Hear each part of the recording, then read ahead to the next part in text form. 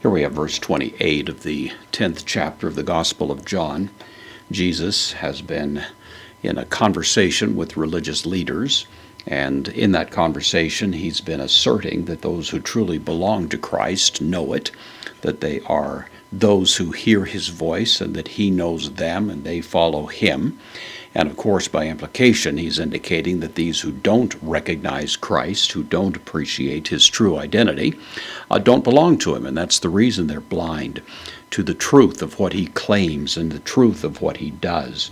And now Jesus presses the point even further, giving one of the most powerful statements concerning these who he calls sheep that belong to him, as he continues in verse 28, kago, combination of the word kai and ego.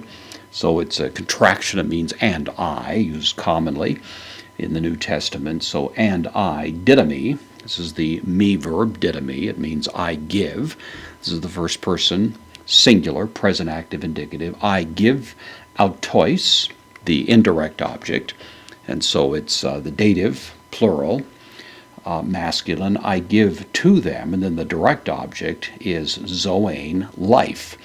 So I give to them life, zoane, the word from which we get the word zoo, of course, and various other words.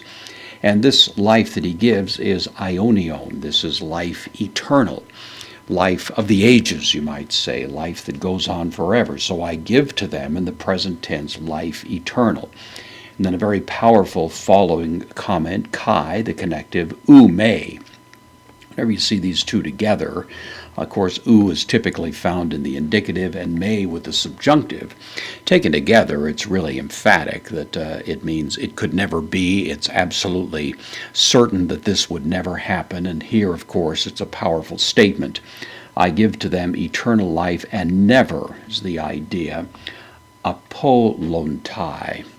Apollontai from apollomy is the idea perish, to perish. This is in the subjunctive. It's the aorist subjunctive, third person plural. So they will never, it could never happen that they would perish. A great promise, of course, of the secure position that a person has if they in fact are the sheep that belong to Jesus. They will not perish. Ace into ton iona.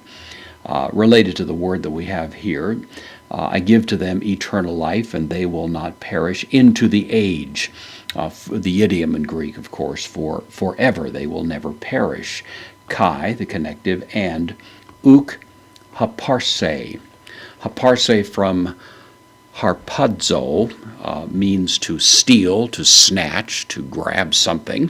That's the idea, and this is the third person singular, future active indicative, and it will never, or he will never snatch or take or pluck is the way it's traditionally rendered.